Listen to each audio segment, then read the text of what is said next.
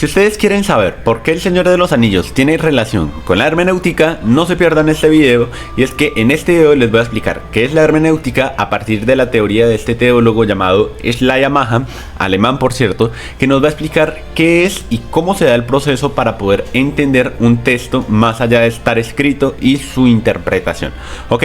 Schleiermacher nos va a decir entonces que un texto está dividido en dos partes: lo que escribe el autor y la intención del autor. ¿Listo?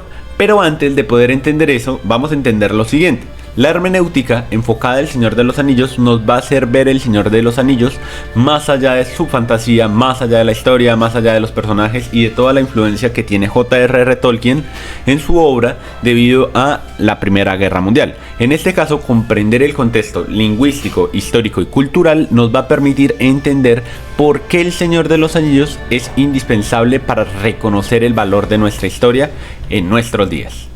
Ok, Schleiermacher propone dos niveles de interpretación. El primer nivel que propone Schleiermacher es el de la gramática. Aquí se analiza el lenguaje y la estructura del texto. Es decir, Tolkien utiliza, obviamente inspirado en las mitologías nórdicas y anglosajonas, todo su estilo para poder reforzar la historia del Señor de los Anillos con esa sensación del mundo antiguo, el caos, el conflicto, etcétera, etcétera, y lo épico junto con lo legendario para construir y darle contexto a su historia.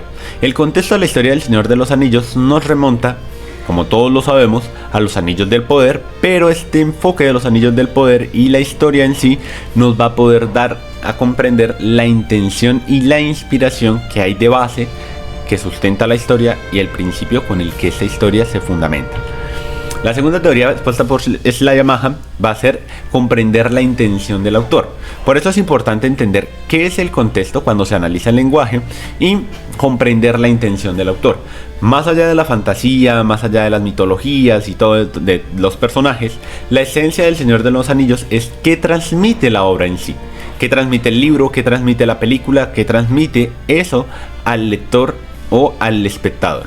Pues bien, esa visión del mundo, del caos y del conflicto es lo que lleva a que en su base el Señor de los Anillos sea una historia bastante consolidada en estos principios. Porque, como lo decía hace un momento, en la teoría gramatical se está viendo la estructura, cómo se desarrolla el libro. Yo le digo el libro a la novela completa o a la trilogía.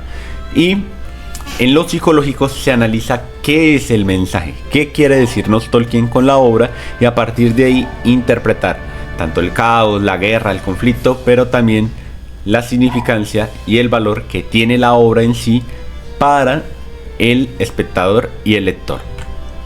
El sentido, obviamente, sin el contexto, sin entender nada de la Primera Guerra Mundial, el Señor de los Anillos puede parecer una simple aventura dada hacia Bilbo y luego hacia Frodo.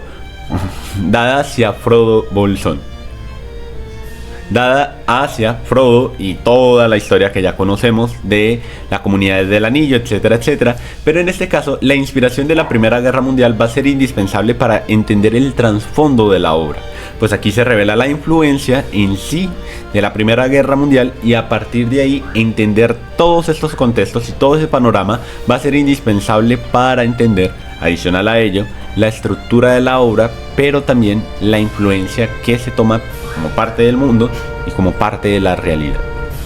J.R.R. Tolkien escribe El Señor de los Anillos en 1937, lo termina por ahí en el 49, y este periodo, influenciado por la Primera y Segunda Guerra Mundial, recordemos que la Primera Guerra Mundial va de 1914 a 1918, luego de 1938 hasta el 44-45 más o menos. Entonces, la experiencia de la Primera Guerra Mundial y esta visión del caos y del mundo se ha influenciado en Tolkien en la obra, y ya no vemos solamente El Señor de los Anillos como una película o como un libro o como lo que sea, sino como un trasfondo que parte de la identidad de un mundo real, que es este mundo.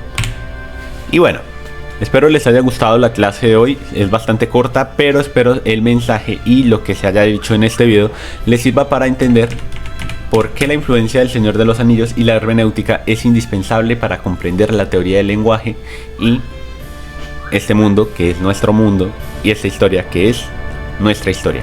Soy el profesor Juan. Si les ha gustado la clase de hoy, no olviden suscribirse, dar like y comentar cualquier cosa, y nos vemos